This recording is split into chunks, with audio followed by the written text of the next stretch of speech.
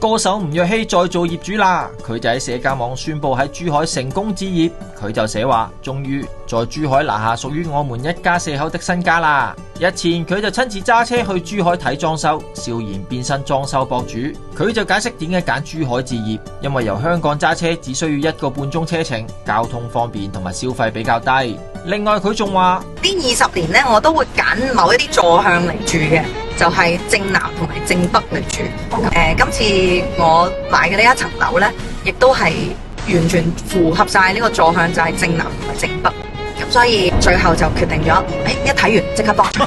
嗱，雖然做業主就唔係第一次啦，但係真係經歷呢個裝修，由所有嘢都冇到變成一個家，都係第一次。